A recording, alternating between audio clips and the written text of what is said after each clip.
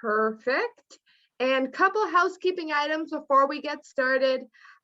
First, my name is Katie Hepner. I'm the director of the Economic Alliance. I believe I know most of you on this call, but always got to do that little intro. We sponsor this bi-weekly coffee talk along with the Wadena Development Authority. Shout out to their director, Dean Uzelman, who's on the call. Thanks for all your help with this, Dean. We're going to go ahead and get started today. We have joining us Erica Bjelland, Regional Development Planner with Region 5 Development Commission. She's going to talk to us a little bit about environmental planning and economic development and how those two relate to each other. And one final reminder, I should get paid every time I say this. Please mute yourself if you're not speaking. All right, Erica, take it away. Awesome, thanks. I'm just gonna pull up, share some slides here. All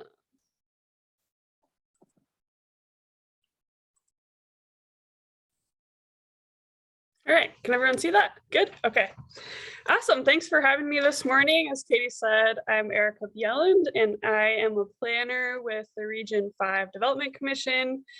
I think many of you are maybe familiar with Region 5, but I'll just say we serve 5 counties in the area: Cass, Crow Wing, Morrison, Todd, and Wadena counties. We're a regional government entity, and we do a lot of different things, a lot of community development and economic development. Really what that means is a lot of my coworkers, there's a team of 10 of us, and we kind of each do something a little different. So some coworkers focus on transportation, local foods, some do a lot of community planning and stuff like that. And my focus is energy and environment. So that's kind of why I was invited here today and what I'm focused on. So I'm going to talk about our energy and environment plans that we've been working on with cities in the region. So we worked, the first time we did this was last year. We worked with Staples and Hackensack. Shout out to Wadena County and Staples. And the goal of these is to come up with actionable steps for small cities and small communities to think about what they can do around energy and environment that makes sense in a small city's context.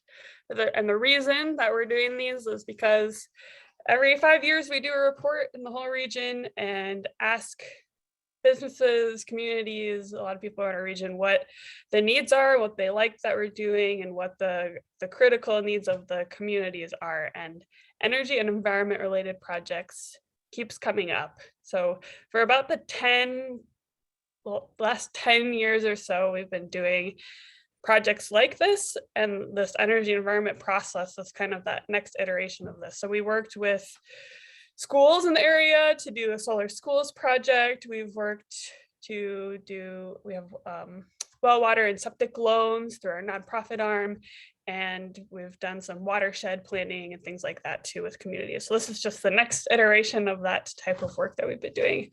So last year, they said we were funded through the MPCA, the Pollution Control Agency, to do some work with Staples and Hackensack, and that went really well. So we're now working with 8 more communities right now, 4, and in the fall we're working with 4 more, 2 in Wadena County, Menaga and Sabika, and right now we're working with Cass Lake, Hewitt, Jenkins, and Swanville. So what's exciting about that is all these communities are smaller communities. So I'm excited that we're able to get some funding into these communities. And what I didn't mention before is that each city gets $10,000 to start implementing these projects. And actually, because of the success of this, it's kind of been a little bit of a multiplier. The MPCA and a few other funders have been excited and are like, oh, we should start investing in some of this more work because they've seen the projects and stuff that people are focusing on. So, and another thing that I wanted to mention too, and a little bit about how this relates to what Katie was saying, is obviously it's getting some dollars, a little bit amount, 10,000 isn't a lot, but some financial capital. And this is kind of how Region 5 evaluates some of the work we're doing, because economic development is that financial piece, but also through energy and environment planning, it's this natural wealth that we're building in communities. For water, keeping our water clean, thinking about keeping our land clean and not dumping things in our water sources and our land and stuff like that. And then also this piece of intellectual capital, like we say, and sharing resources. So there's a lot out there already through our electric utilities and soil water conservation districts. There's already a lot of opportunities for communities and businesses to consider. So this is just kind of expanding on that wealth in our communities. So energy and environment, maybe you've been thinking this, what does that actually mean? Because I think it can easily mean everything. So we've broken it down into 5 sections of energy, land and food, water, storm events, and waste. And what these first 4 here of waste, energy, land and food, and water are starting to get at are basic human needs in our cities and in our communities. So if you've heard of Maslow's hierarchy of needs, it's getting to these, building on this pyramid of getting to self-actualization at the top. But we start with our basic needs of food, sleeping, and water. And all of these are kind of in our communities, what those basic needs are, and starting to meet those and thinking of new projects that our communities can consider. And then storm events is something that we can plan for, and thinking about safety of communities too. So that's a little bit higher up on the Maslow's hierarchy. So the process we've been doing is engaging business owners, community members. We've had some youth involved in some of the planning teams that we've had to start thinking of projects that we can have in communities, like I said, the action steps. So it started with surveys with those groups and getting out into the community, a pretty typical planning process, I'd say, but then starting to think about action steps. And so part of our role is connecting to resources and helping to think about what a project that maybe a city hasn't considered yet, and then coming up with those reasonable action steps for the communities. So this is a little bit of an example. I know it's a lot of text, but this is Staples' goals that they had through their planning process.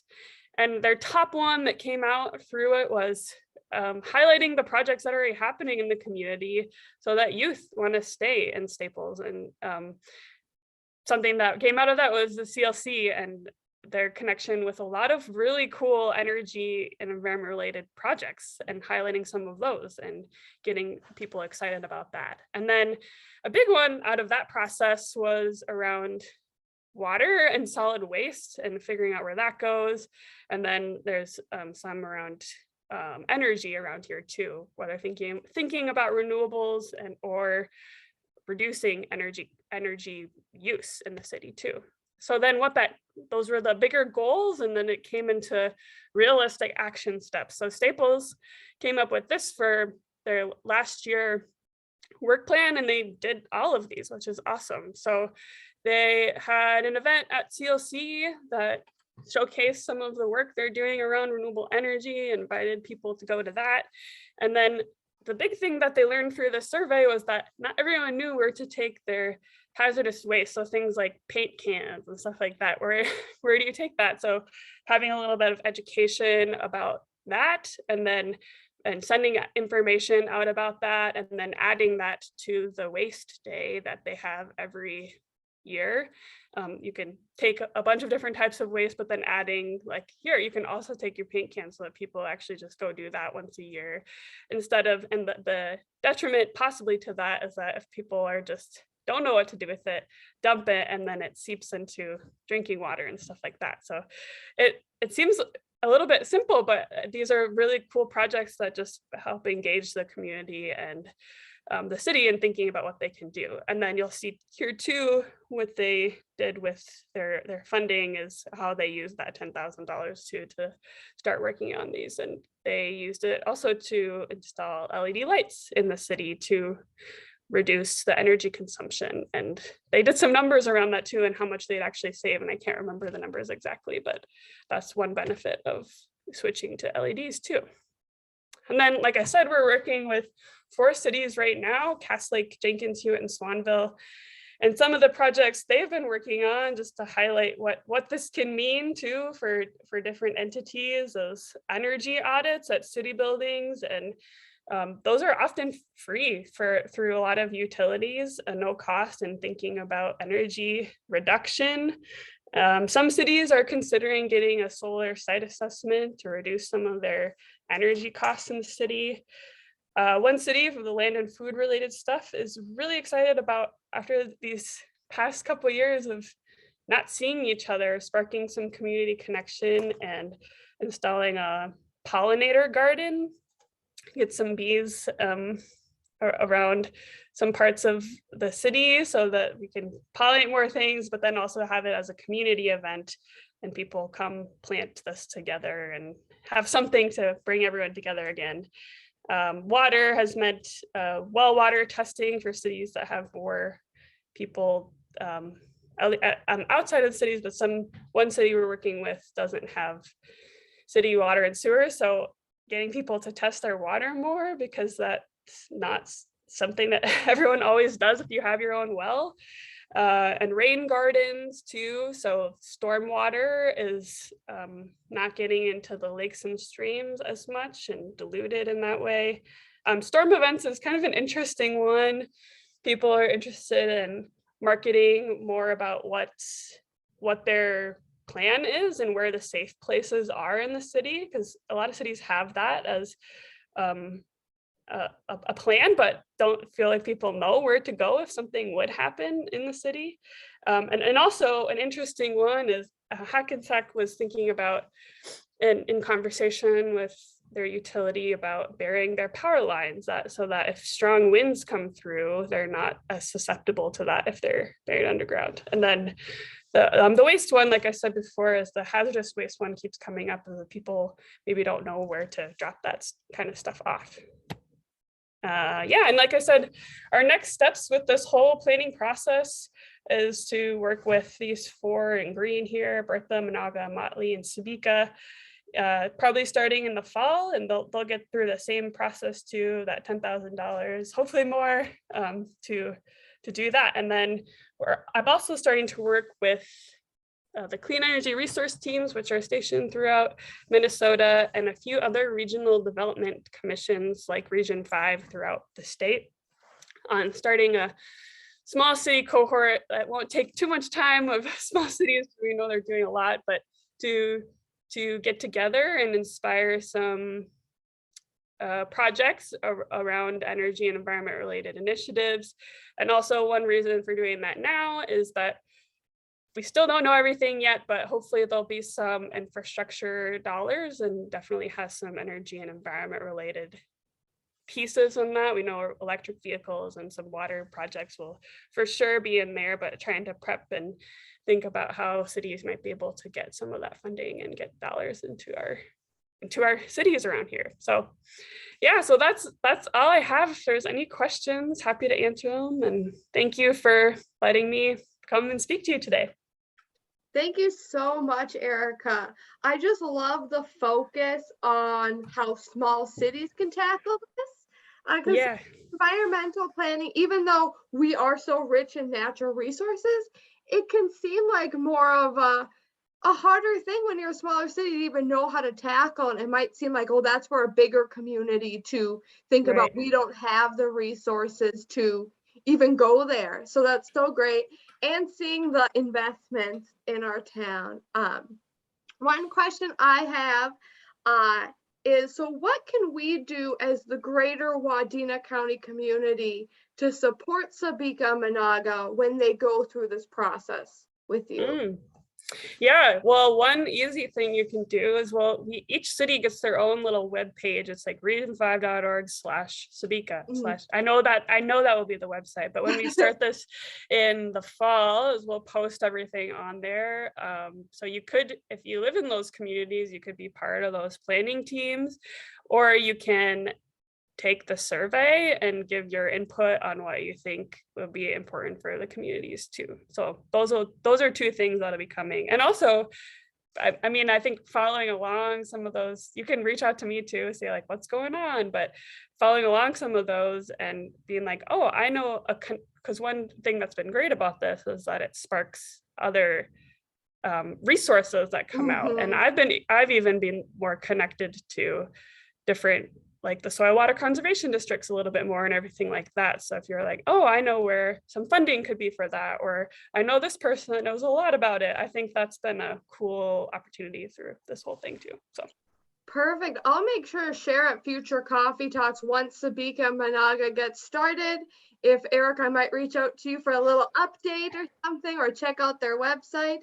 yeah, Because I definitely think those things deserve our countywide support, because the cool thing they're going through is we all know joining a committee and going through a planning process, it's a big commitment, especially when we're all the same people on those committees.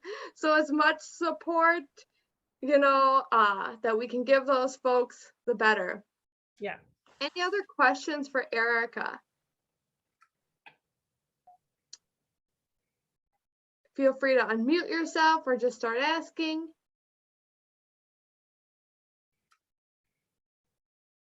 Any questions? I'll take it you're all still thinking about those football games from this weekend and how exciting they were, and you might not have retooled your brain for Monday yet. All right, well, Erica, thank you so much for joining us. If any of you think of questions later, feel free to email myself, or I can shoot them to Erica, or she was in on the invite, so you can sort through and find her email there. Maybe you could throw it in the chat, Erica, too. Sure. But thank you so much for joining us and giving us that overview. Exciting things ahead for our community. Yeah, thanks for the invitation. All right, so let's keep moving along on our agenda. Dean, with the WDA, what report do you have for us today? Good morning, everyone, and thank you for joining us. And Erica, thank you for your information that you've shared with us.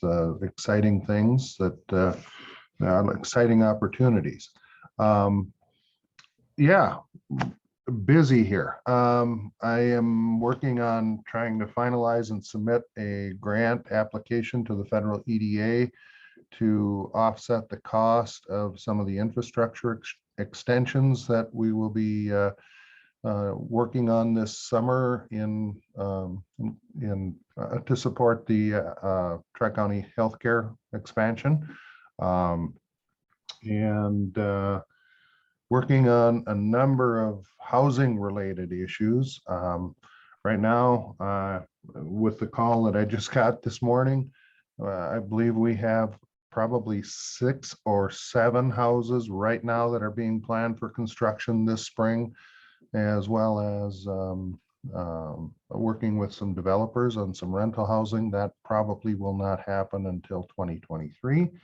But I do have at least 6 or 7 new homes being planned for construction this summer, starting in the spring. So that's exciting. We definitely need more housing. Working with a number of local businesses on expansions and new buildings. There are at least 4 businesses that are right now considering expanding or building a new building, or starting a subsidiary company. So that's exciting. A lot of things, a lot of activity there. Downtown seems to continues to be a very vibrant area with a lot of things happening downtown. So it's an exciting time in Wadena as far as economic development. We are working on developing a housing subdivision, and I think things are going well on that front. But anyway, just really exciting times. A lot of things happening. So be happy to answer any questions if anyone has anything specific for the Wadena Development Authority. Your updates are always so exciting, Dean. You have so many things going on, and I love seeing all these different investments in the county, from housing to, commercial. Yeah. As your tagline is, something is happening here. It is. There's a lot happening here. Yeah. Any questions for Dean? All right, thanks, Dean. Thank you, Katie. Rebecca Rowe, I saw you just logged on. Hate to put you on the spot, but do you have any updates you'd like to share from the SBDC?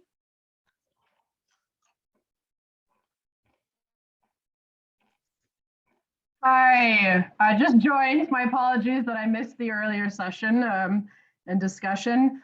Not too many updates from the SBDC. We currently have about 20 consultants who are working for the North Central SBDC. I think within the past calendar year, we did worked with about 700 clients. And we do have a marketing specialist currently on board. Her name is Molly Solberg. And she's been doing a lot of work with businesses, analyzing their websites and social media presence. And so this is a service that we're offering kind of with some of our COVID funds. We've also been doing a lot of work within QuickBooks. And we are working on succession planning. And so we did receive about $400,000 through the DEED Business Development Competitive Grant. And we are potentially working with the University of Minnesota Extension collaboratively on succession planning within our 11 county region. So happy to answer any questions. If you have any questions about the SBDC, please feel free to email me. We are always working to ensure that the SBDC and its resources designed to help businesses start, grow, and succeed are accessible and useful to all people. And if they are not, then we should reanalyze what we're doing and do better. So happy to connect and good to see everybody and good to hear the positive work within Wadena County. Thank you. Thanks, Rebecca, for that update. Love the focus on transition planning. Our Wadena County Small Business Welcome Wagon made our first visit to a business that successfully transitioned. The Menaga Bakery is now Chalkers Bakery, and they opened in December, but we just made our visit out there last week. If you all haven't gone, it's a really delicious reason to go for a little drive up to Menaga, so I encourage you to do that. And it's really nice to see, Menaga Bakery was such a long-standing business, in the community. And, I don't think anyone in town wanted to see the bakery go. That's too delicious of a thing to lose. So it was really cool to see someone come in, buy it, and now make it their own. So that's a little business transition success story from Wadena County. Any questions for Rebecca? All right, thank you again. Going down my list here, just comparing it with who's on the call. Rebecca just shared her contact information, so check that out if you haven't. Joel from Tri-County Healthcare, thank you so much for joining us today. Yeah, good morning, Katie. Glad to be here. Good morning, everybody else. I'm going to share my screen if that's all right, Katie, and just share a couple of updates for us.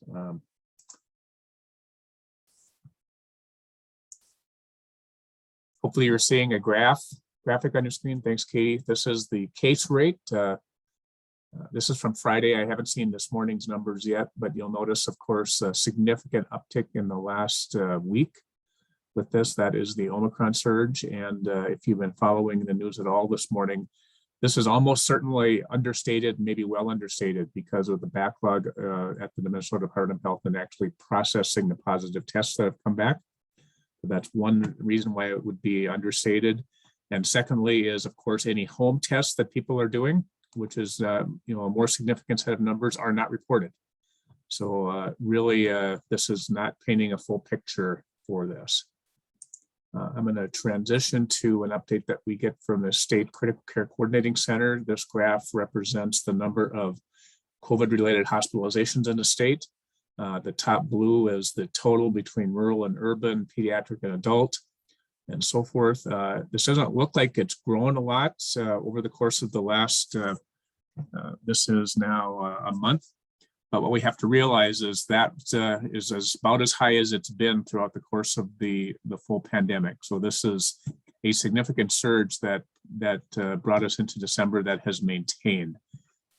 And unfortunately, continuing to be a significant challenge for us in healthcare, because we are also seeing an Omicron surge affect our staffing as well. So we have at Tri-County as many staff out as we have had at any given point within the pandemic, along with many others. We are continuing to have significant challenges transferring patients, both COVID and not. So long story short, it's still here. There have been some predictions that we might see the end of the surge as early as this week.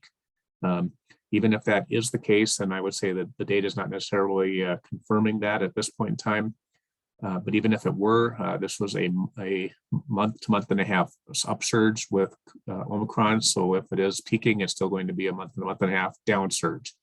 So doesn't mean we say we peaked, that means everything's good. It means that it's at least trending the right way. The message I've been sending to folks is, unfortunately, despite the fact that immunization is continuing to be the best tool that we've got, Omicron is not respecting the vaccinations as much as Delta did. So we've got to be extra cautious in other mitigation techniques. However, the data out there is indicating that if you are vaccinated with the 2 courses of Pfizer, Moderna, or 1 course of Johnson & Johnson, you are still less apt to be hospitalized than if you are unvaccinated with Omicron. If you are boosted, even more so protected. So again, continue to push vaccinations, but in this immediate surge, I would say the next 4 to 6 weeks, other mitigation techniques going all the way back, really, unfortunately, to March of 2020 are some of the best tools. Masking, distancing, avoiding large crowds, avoiding those at-risk situations are really the necessary immediate tool for all of us. So please, I beg everybody, do what you can to help out, avoid the continued challenge within the healthcare setting, and to protect yourselves and your families. And I can speak to it personally. My wife and I were both exposed by our 22-month-old grandson, who was exposed to daycare. We're part of his caregiving group. And despite best efforts that we've had throughout this to protect ourselves, we've still got COVID. So I'm working remotely this week because of my status. That's what I've got, Katie. Happy to take any questions if anybody's got. I see Ryan on as well from Tri-County. So lots of stuff happening and lots of arenas. If you've got anything you want to add, Ryan. Yeah, just the one thing, Joel, is we were pretty fortunate, Katie, to as a rural healthcare clinic, we were given the opportunity to order some rapid COVID tests for at home. And so we were able to get that order submitted last week. We ordered almost 11,000 kits, and there's 2 tests per kit. And so we're still waiting confirmation on delivery. And those are truly just for us to be able to give out to our communities. And so we're thankful that the Armory is still doing Monday, Tuesdays, and they've let us know they're going all the way through February. So that I was in there the last couple of weeks getting tests for myself and my kids, my wife. So it is nice to have that availability, to have that testing site. They'll be closed on President's Day in February, but otherwise they're open all the way through Monday, Tuesdays, 11 to 6 up at the Armory here in Wadena. But again, once we get our test kits, we'll also let that be known to our community members that if they need to have some availability or ability to get tested, they can be able to stop in and get some of those test kits from us as well. So, so again, we'll let you guys know as soon as we get those and kind of get the word out on those tests. Ryan, that is phenomenal news. To share a little personal story, yesterday, me and my husband and I, we ordered the kits through UPS, you know, that you can have automatically delivered. But we really want to see his cousin next weekend. And so we both agreed we're going to test before we see each other and then do a small get together. We're like, well, we need to have tests on hand to do this. We go to the Wadena Thrifty White, they're out. So we're like, Park Rapids isn't that far, and there's 3 to 4 pharmacies in Park Rapids. We should be able to get tests, right? Wrong. They were completely out. So we went home a little bit defeated. Luckily, we were able to order some online through CVS, but hearing you say that you guys are making sure at-home tests are available to the community, personally, thank you. And I'm sure the community appreciates it as well, because that just such a relief to be able to test yourself and then, you know, continue to do some of the small things that you love, like seeing a family member, or, you know, doing something with that peace of mind that you're both COVID free, or Yep. knowing that you're not and not doing it. Yeah, like I said, and yeah, you know, we'll let you know. Yeah, we're still waiting on them, so we can't get out the word too much yet. But we were just excited that we were actually still able to order them, because there was a pause shortly after we ordered, just because again with the government doing massive pushes of these kits, they had to put a pause on them. But we were fortunate to get our order in beforehand, so we're hopefully going to see those sometime this week or early next week. awesome. Thank you guys so much. Any questions for Joel or Ryan? Feel free to unmute yourself. All right, seeing none, thank you both so much for your updates. I think this is one of the most critical parts of our coffee talk, hearing what's directly happening in our community. So valuable. So thank you. Oh, Cindy, I see you unmuted yourself. I did. I just have a quick update from Hospitalizations Community Action. Tax prep, free tax prep for eligible people over 60 is now open. And we have a new way to apply for appointments or to sign up for appointments. So if you just go to our website, mahubby.org, there's a button right there that they can click and sign up. Or our phone number is 218-530-2658. And that number goes directly to tax aid appointment sign up. It's not our office number. So if anybody wants me to put it in the chat, I can do that. Should I do that? And then energy assistance is open through, I think it's May 30th. Yeah, May 31st. DEEP is still taking applications for energy assistance. So I mentioned both of those. Okay, so tax prep appointment 218-530, whoops, and 2658.